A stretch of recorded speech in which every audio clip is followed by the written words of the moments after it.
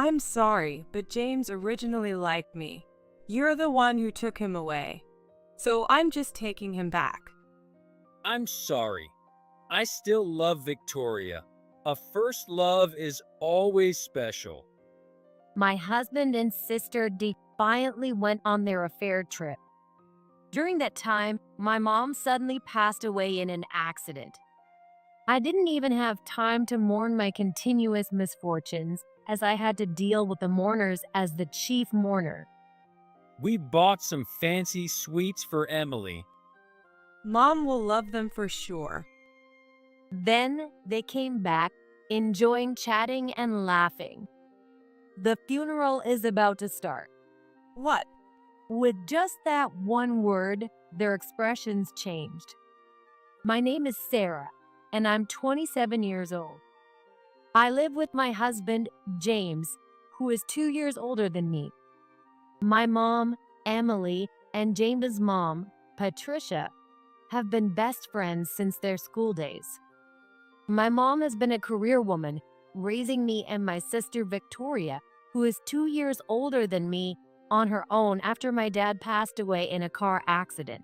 On the other hand, Patricia married a company president, Michael, and became a gentle stay-at-home mom. It's commonly said that women's friendships tend to fade due to changes in life stages.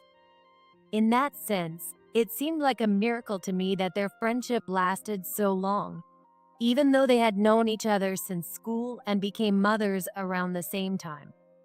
How wonderful it would be if our kids got married someday. Those two often talked about that ever since we were kids. They often had me, Victoria, and James play together when we were kids. Of course, they never forced us, and they intended to let us choose our romantic and marriage partners on our own. Still, kids can be very sensitive to their parents' hopes that things might turn out that way. Victoria and James were classmates, going through elementary, middle, and high school together, which made it even more apparent. Moreover, Victoria was beautiful, had a great figure, and was an excellent student, admired by all boys. James also had feelings for Victoria. I hope James's love will come true. Patricia also supported the two of them. On the other hand, Victoria completely rebelled against their parents' expectations. Besides, James, who wasn't very attractive, wasn't on her radar, and she treated him coldly. Furthermore, Victoria had someone else she liked. Victoria's feelings for that boy eventually bore fruit, while James was rejected and heartbroken. I was the one who comforted James during his slump. The truth is, I had always liked James, who had looked after me since we were little, and I was envious of Victoria. So, to say I didn't feel like I was getting a chance at that moment would be a lie. However, I genuinely wanted to cheer up my childhood friend. Anyway, that incident brought James and me closer together, and eventually, we fell in love and got married. My mom and Patricia cried tears of joy, blessing our marriage. Victoria also genuinely celebrated for us. At least at that time, it seemed that way. For several years after getting married, our married life was very happy. Marrying James, the son of a president and a strong candidate for the next president, made all my friends envy me. Since I had known Patricia since my childhood, there was no trouble with my mother-in-law. Having a cute wife like you, Sarah, makes me want to work harder. James also started working harder and got promoted. I worked in the same company, in a different department, and my abilities were highly appreciated. On the other hand, Victoria didn't seem very happy. She had several boyfriends since then, but none of the relationships worked out, and her last boyfriend broke up with her harshly. Victoria must have been envious of my happiness, especially seeing me with James, who had once admired her. Sarah, you're so lucky. It's unfair that you're the only one who ended up happy. I was such a fool back then, even though I was a high school student. I didn't understand how important family background was at that time. If I could go back, I wouldn't have turned down James, the president's son. What a waste. Victoria often complained to me. Sarah, you must have known everything. You knew that catching James would secure your future. You're really something, aren't you? Whenever Victoria said that, I would reply, "That's not true. Back then, I genuinely liked James. Even so, I thought we were close sisters. But at some point, James started acting noticeably strange. His suspicious behavior made me suspect he was cheating, which made me feel disgusted with myself. I confided in Victoria about James's suspected infidelity. You're just imagining things. James isn't like that. As his childhood friend and classmate, I know him well. Sarah, you should know too. James loves only you. You have nothing to worry about. You need to trust him." Thank you, Victoria. I felt genuinely grateful for Victoria's strong encouragement, but now I feel bitter thinking about it. However, my doubts didn't go away, so I eventually hired a detective to investigate James's infidelity. The results were damning. Moreover, the affair was with an unexpected person. The person was my sister, Victoria. Finding out that I had been betrayed by both of them nearly made me collapse in shock. I immediately confronted them. At first, they pretended to be innocent, but when I presented the evidence, they quickly admitted to their affair. To make matters worse, James had promised to divorce me and marry Victoria. Victoria, why? You blessed our marriage. How could you do something like this? Taking your sister's husband, why would you do this? I protested tearfully to her, and instead of looking apologetic, she sniffed. "I'm sorry, but James originally liked me. You're the one who took him away. So I'm just taking him back. He was mine to begin with. Actually, it was thanks to me that you were able to be with James and be happy. You should be grateful, not resentful. It's time for you to return that happiness to me." No way, this can't be happening. You were the one who rejected James in the first place, and now you're doing this. James, how could you go after my sister Victoria? What were you thinking? I'm sorry, Sarah. I still love Victoria. It's true that I loved you too, but when Victoria approached me, I couldn't resist. I thought my long-held love was coming true. For a man, a first love is special. Women might not understand that since it's said they overwrite their feelings. I don't get it. I could never understand that. See? In the end, James has always loved me. You were just a second choice because you're my sister. You misunderstood, thinking you won his heart after he was heartbroken. I couldn't understand why. As the one betrayed by both James and Victoria, I had to hear such things. With great effort, I managed to say, "What do you think our mom and James's parents would say if they heard this?" Then they started laughing. It'll be fine. Our moms always wanted their kids to marry each other. So whether it's you or me marrying James, it doesn't matter. Our moms supported me and James from the start. Yeah, plus Victoria is prettier and smarter, making her more suitable as the president's wife. Our moms will be thrilled. What are you talking about? There was no way our moms would be happy about Victoria and James getting together now. But these two were too caught up in their own excitement to hear anything I said. Victoria was always smart and did well in school. Can having an affair really lower people's common sense? I thought it was pointless to say anything more. Goodbye, Sarah. We've planned a trip to Spain starting tomorrow. Yeah, I'm staying at Victoria's place tonight. We'll start talking about our divorce when I get back. With that, they left and didn't return. I cried all night. Moreover, misfortune seemed to come in waves.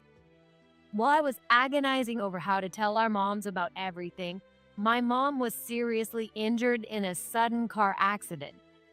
I desperately tried to contact Victoria and James, but neither of them answered. They were probably blocking my calls to avoid being disturbed. You don't need to call those two. Patricia, who knew everything, tearfully stopped me, and I could only pray that my mom would recover. But my prayers went unanswered, and my mom passed away, joining my dad with me by her side. She was gone. I was more in shock than sadness, just completely numb. But there was no time to wallow in grief. With Victoria absent, I had to handle her funeral as the chief mourner. Perhaps it was for the best that Victoria wasn't there. I wouldn't let Victoria, of all people, be the one to see my mom off. I still tried to contact Victoria and James, but there was no response from them. I gave up trying to reach them and prioritized dealing with the funeral home and the attendees of the funeral. Naturally, Victoria and James were not present at the wake. Instead, James's parents, Michael and Patricia, were there, and Patricia cried the entire time. She kept apologizing to my mom and me through her tears. I'm so sorry. I'm so sorry, making you go through such double hardship, Sarah. I could only shake my head, holding back my tears. Many of my mom's colleagues from her company also came to the wake. As a career woman, my mom was well liked and respected by many people at her company. Everyone was deeply saddened by her death. Just before the funeral, while I was dealing with the mourners as the chief mourner, Victoria and James finally returned and showed up at my parents' house. Oh, Sarah, you're back at home too. We're back. Spain was amazing. We bought some fancy sweets for Emily. Mom will love them for sure. We need her and my parents to happily accept our remarriage.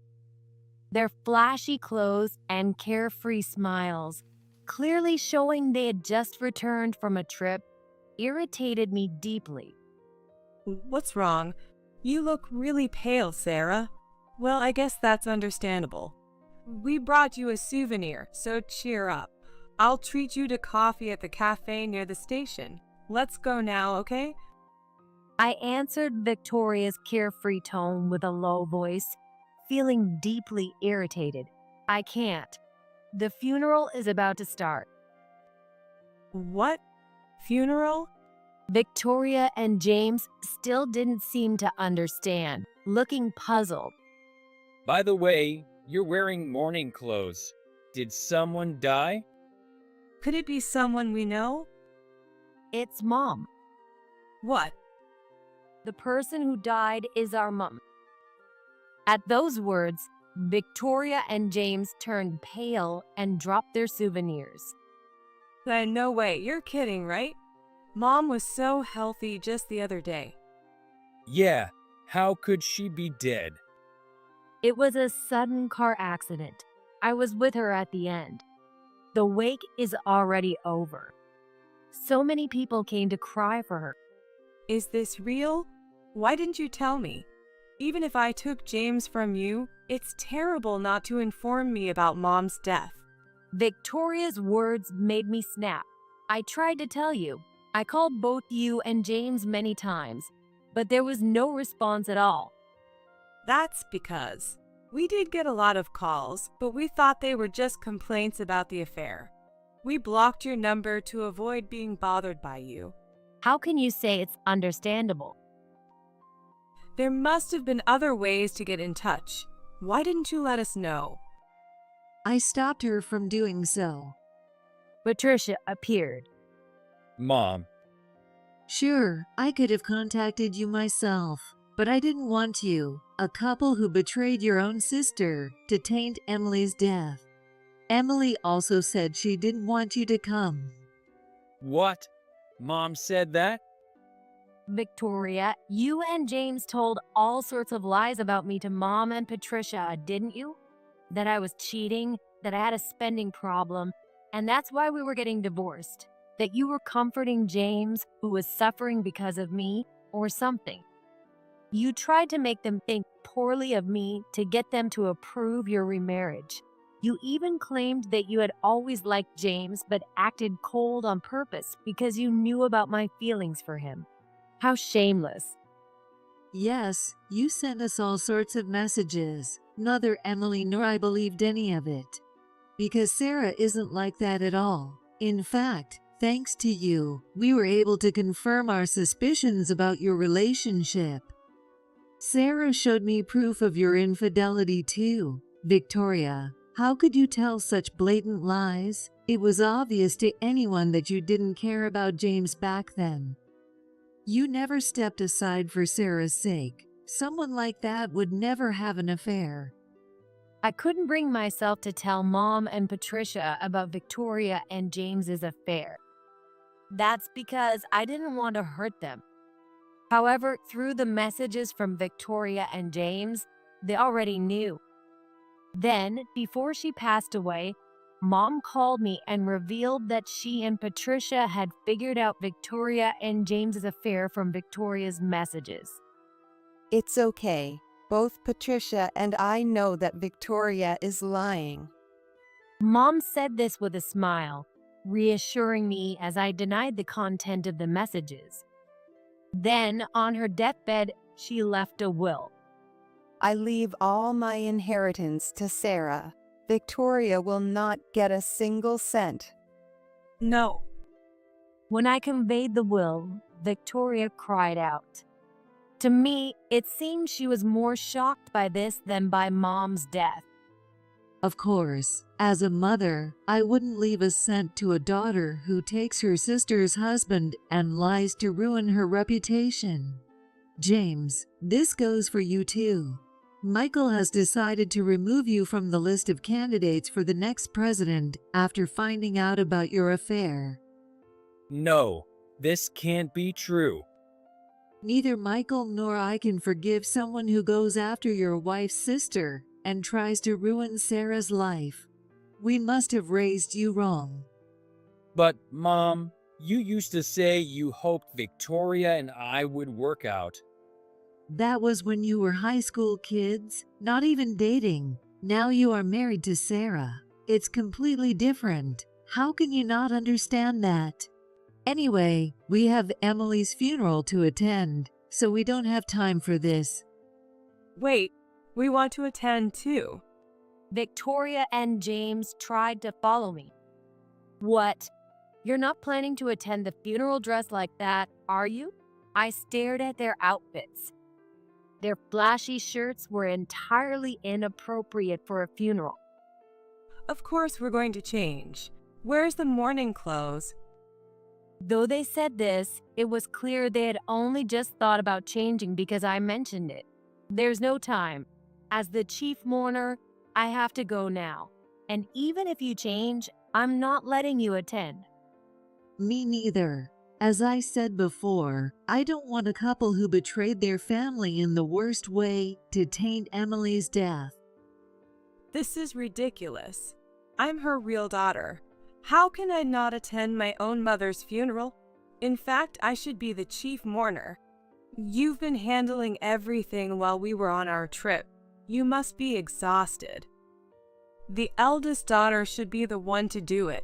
I can't just do nothing, so let me be the one to see Mom off. I was really close to Emily too. As her son-in-law, I want to see her off. Let us at least attend the funeral. Patricia gave them a cold look as they desperately pleaded. Emily said she no longer considers you her daughter or her son-in-law. You don't need to do anything, so why don't you two go back to enjoying your affair vacation? Turning our backs on the stunned pair, we headed to the funeral. I asked the security to turn Victoria and James away if they showed up, and the funeral proceeded smoothly. Apparently, they did come, but the security turned them away as instructed. After that, James was not only removed from the list of candidates for the next president, but he was also fired. Apparently, it was discovered that he had been embezzling company funds. It seems that, thrilled by Victoria's advances, James had been buying her expensive brand goods as she asked, using embezzled funds. The trip to Spain was also funded by the embezzled money. I had been wondering why Victoria had suddenly started wearing a lot of brand name bags and clothes even before the affair was discovered, and now it made sense. James's parents severed ties with him and demanded he repay the embezzled funds instead of reporting him to the police. I thought it was fine since it's the company I'd eventually inherit. James reportedly argued that, but of course, such an excuse was unacceptable. Naturally, I divorced James and cut ties with Victoria as well. Please forgive me. I'll break up with Victoria. I realize now that I only love you. James pleaded, but I firmly rejected him. Because it seemed to me he was only trying to reconcile to gain his parents' forgiveness. With all the money I owe for the embezzlement, I can't afford this. James reportedly shouted through the lawyer Michael had arranged when I sued them for compensation, but it wasn't my concern. Victoria was even more persistent than James. We're sisters, right? We lost our parents, and now it's just the two of us. Please don't sue for compensation. I will get back James to you. I know I did a terrible thing to you, and I'm sorry. I'll apologize as many times as it takes. I'm truly sorry. Just like when we lost Dad, let's support each other. We're the only family we have left. Even if we say we're cutting ties, our blood connection can't be erased. If we continue to fight like this, Dad and Mom would be so sad. If Mom were alive, she would have forgiven us. We used to be such close sisters, right? It's heartbreaking to be estranged over this. As your big sister, I just want to support you in your difficult times. Victoria's whiny, tearful voice as she clung to me only made me more irritated. When we were in elementary school, our dad died in a car accident. I realized sadly that the responsible and intelligent Victoria, who supported and comforted me as I cried back then, was gone. It's true, I did something terrible to you, Sarah. Something unforgivable. But I've always helped you as your big sister, right? So we're even, aren't we? That's what family does. We forgive each other and move on. I'm lonely and hurting, Sarah. Victoria continued to plead in a whiny voice. Believing she would marry James, Victoria had quit the job she had always complained about being tough, and now she was likely in serious financial trouble. It seemed she had sold most of the brand goods James had bought her. Victoria must have been envious of me inheriting all of Mom's estate and receiving the compensation for the fatal accident, wanting to benefit from it too. Although Victoria should have the right to claim, the accident was a tragic one where the driver swerved to avoid a child who had run into the street, ending up on the sidewalk and hitting my mom. Even though the driver was also seriously injured, he paid compensation far above the usual amount. Still, nothing would bring Mom back. All I could do was hope she was happy with Dad in the afterlife. I didn't want Victoria to disrupt my attempt to make peace with that. James's parents said they would adopt me since I have no parents. They think my work is better than James. They want me to eventually take over the company. They've known me since I was little and always thought of me as a daughter. My family now consists of just those two. They've been more than supportive, so you're not family to me anymore. and I don't need your support. You're not a support. You're a burden, a curse." At this, Victoria started screaming hysterically. What? Why do you always get all the good things? You take the best and end up happy. James' parents are awful. I've known them since I was little too. They used to dote on me. I'm the eldest daughter. I'm grieving Mom's death too, but unlike you, no one is comforting me. Instead, everyone is blaming and pressuring me. It's not fair. Why? "Shut up. If you keep causing a scene in front of my house, I'll call the police. Why don't you ask James to comfort you?" When I coldly said this, Victoria muttered something under her breath, but eventually slunk away. Later, Victoria claimed Mom's death compensation and received more than the standard amount. But half of them disappeared into my compensation. I know Victoria embezzled company funds too, so she has a duty to repay. I'll use this for the repayment. The rest was almost entirely taken by James, partly by force, leaving Victoria with nearly nothing. This led to a big fight between Victoria and James. I'm grieving Mom's death, and instead of comforting me, you take my money. It's terrible. No one is there for me. Shut up. It's your fault for tempting me. Because of you, I was removed from the list of candidates for the next president and got fired from the company. There's no way I'm going to be kind to a curse like you. A curse? You think of me that way too. If you ask me, you're the curse. Stop blaming others. Are you saying it's not your fault for giving in to my temptation? Yeah, it's not my fault. My instincts as a man were provoked, so it's only natural. If I'm a curse, then what does that make you, the one who tempted me? What a selfish excuse. That doesn't make any sense. You were the one who first fell for me, even though you now call me a curse. What an absurd fight. From my perspective, they were both equally at fault.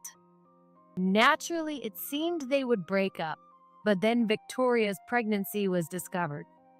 The father could only be James.